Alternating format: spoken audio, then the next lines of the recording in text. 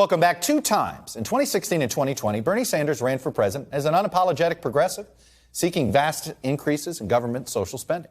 Both times he lost the Democratic nomination to perceived to be more cautious centrist candidates, Hillary Clinton in 2016, Joe Biden last year.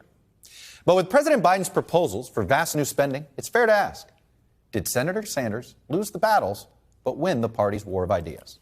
Well, Bernie Sanders joins me now. Senator Sanders, I saw you smirk there when I did that little tease about that.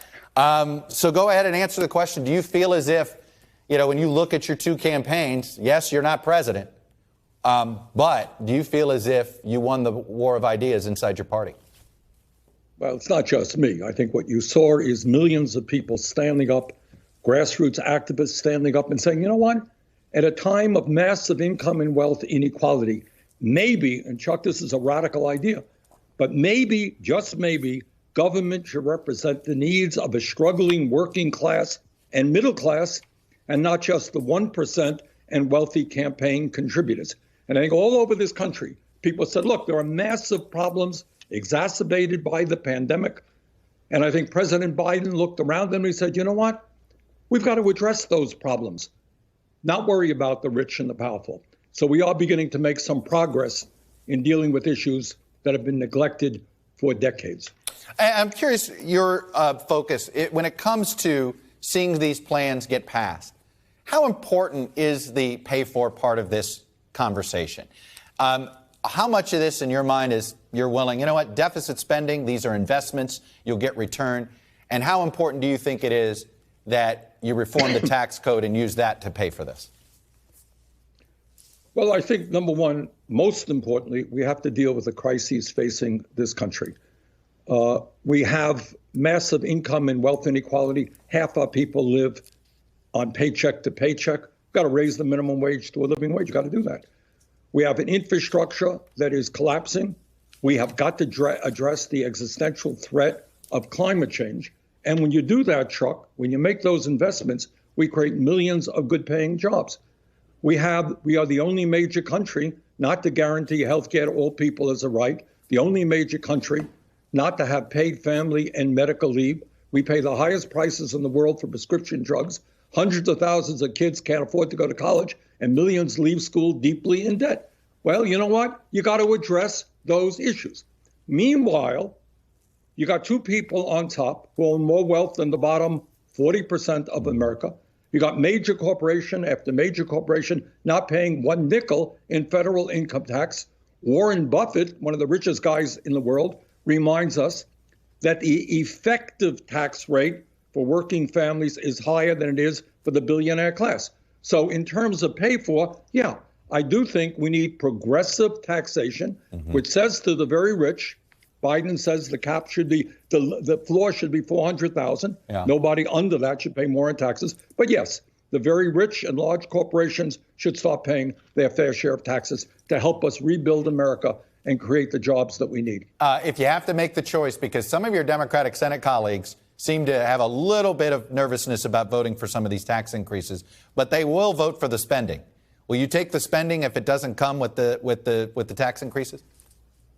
Well, the devil is in the details, obviously. But I think what has got to happen is we have got to begin addressing the enormous crises facing this country.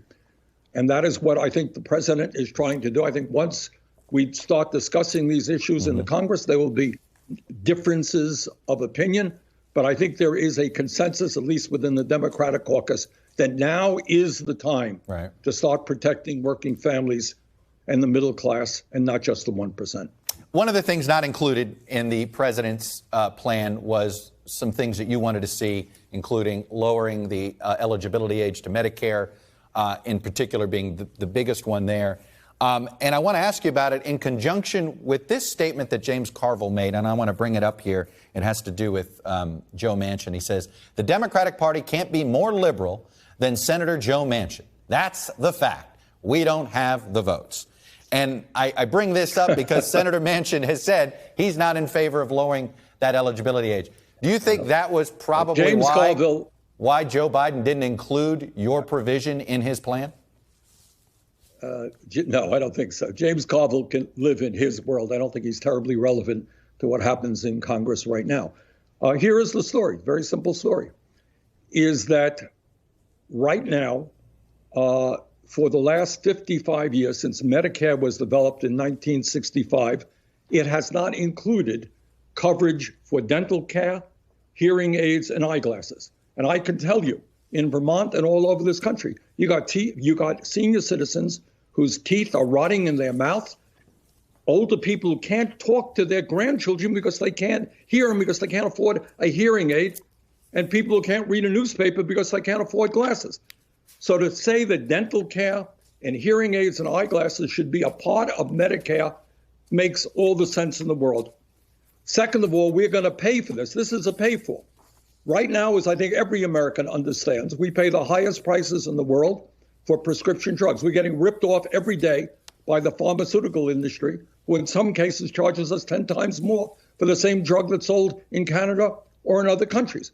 So what we want to do is what the American people want to do. We want to negotiate prescription drug prices with the industry through Medicare.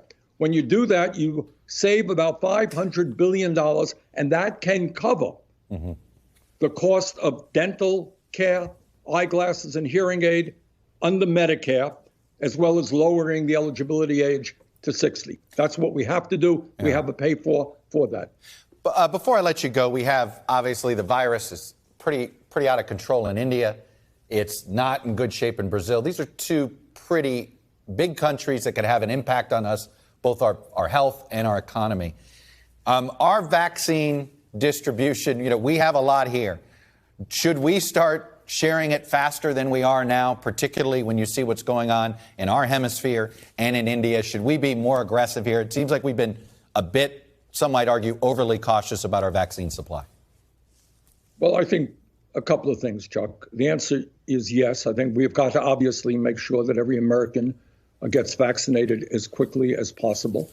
But I do think not only do we have a moral responsibility to help the rest of the world, it's in our own self-interest. Because if this pandemic continues to spread in other countries, it's going to come back and bite us at one point or another. But the second thing we should do is not only make sure that excess vaccines in the United States get around to countries that need it, we should deal with this issue through the World Trade Organization of protecting the intellectual property rights of the drug companies. And I think what we have got to say right now to the drug companies, when millions of lives are at stake around the world, yes, allow other countries to have these intellectual property rights so that they can produce the vaccines that are desperately needed in poor countries. There is something morally objectionable about rich countries being able to get that vaccine, and yet millions and billions of people in poor countries are unable to afford it. Glad you brought up the intellectual property rights issue, because that is something we want to get manufacturing started as soon as possible in some of these remote areas. Anyway, Senator Bernie Sanders, the progressive independent from Vermont, thanks for coming on and sharing your perspective. Thank you very much. Hey, thanks for watching our YouTube channel. Follow today's top stories and breaking news by downloading the NBC News app.